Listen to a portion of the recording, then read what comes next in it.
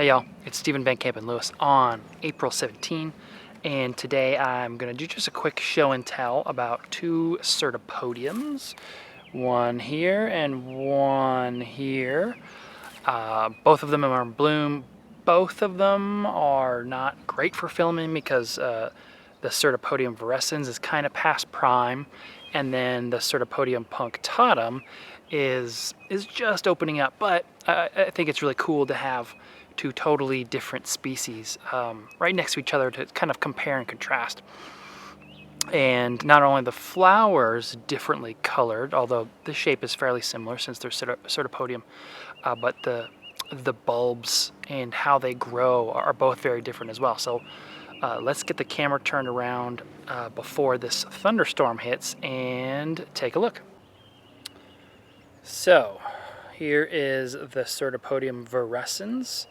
And I'm going to start with the vegetative habit and then move up to the flowers, and then the Cyrtopodium punctatum. Of course, as you can see, they're very different bulb shapes. So the Cyrtopodium virescens has this sort of very squatty, sort of thickened bulb, but still is able to hold a lot of material, a lot of juice, a lot of energy, I guess, is probably a better way to say it. And then the Cyrtopodium punctatum, which of course is native to southern Florida and then all the way down into Argentina. Actually, it's got a humongous range, has these sort of much longer bulbs, and this, as I've mentioned in many other videos, you know, it's epiphytic in Florida, but across a lot of its range it can also be found as a terrestrial. So I actually grow this one in my terrestrial mix, which of course is peat, 50% peat and 50% sand. And same with that guy, both of those in clay pots. During the hot time of year, which starts around now, they get water just about every day, and full Texas sun from sunrise until about 3:30 in the afternoon. That's when the shade of the oak trees kicks in, and they get about 50% shade, and they seem to absolutely love it. Very heavy feeders, very deciduous, as you can see. So their growth period is really condensed into a short time frame. So much like the catasetums, they love fertilizer, lots of water and lots of fertilizer when actively growing. So I mentioned that the Cyrtopodium virescens is a little past prime, as you can see by some wilty flowers, but ultimately we still have some nice ones. So let me see if I can get a good shot, and you can see it's that really rich gold color with those sort of almost a brick red, not quite a mahogany, but more of a brick red spots, and then of course, you know, lots of cool detail here in the lip with that nice green column, maybe a chartreuse column there. But check out that lip, there's like a lot of keels in there, and there's those side lobes that sort of reach up and are trying to reach around the column, and a lot of really great color contrast. I like this one a lot.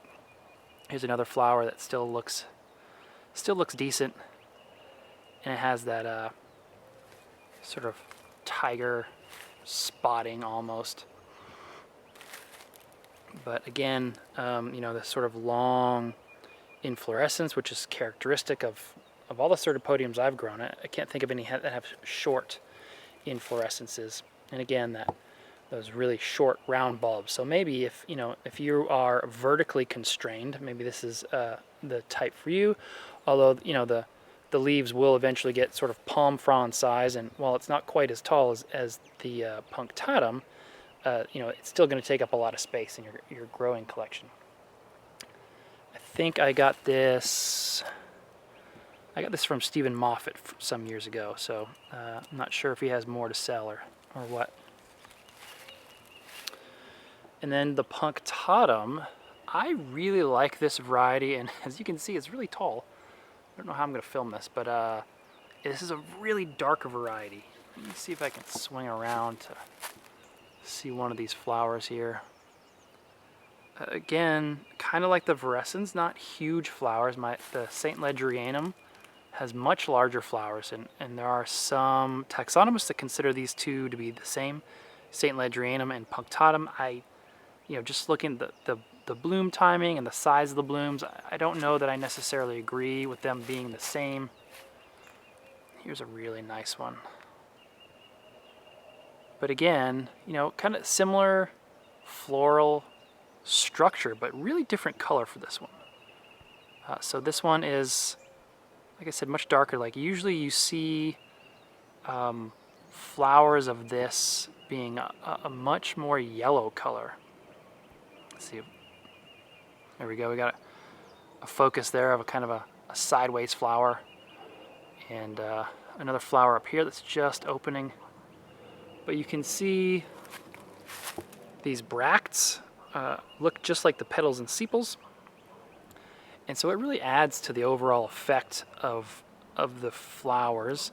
So when these are all open, it's almost difficult to pick out a single flower. It's just sort of like this giant mass of flowers that are really striking. And you can see those orange side lobes there and the different spotting and colors on the petals and sepals.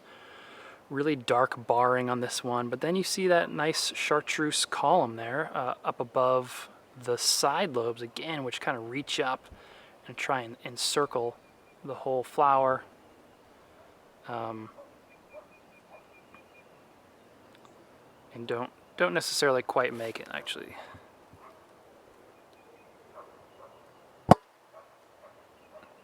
And we'll get a shot of this guy so you can see a lot of the detail here. And then slowly zoom out so as not to make anyone seasick. And again, you can kind of see the effect of all these similarly colored flowers and their bracts being this really intense show almost. And if you're a bee, this is a very enticing display.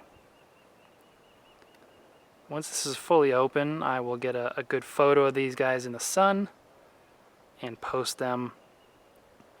Not getting quite as much of the color pop as I normally do when the sun is out, but since it's overcast, but still, you get the idea. Have a great weekend.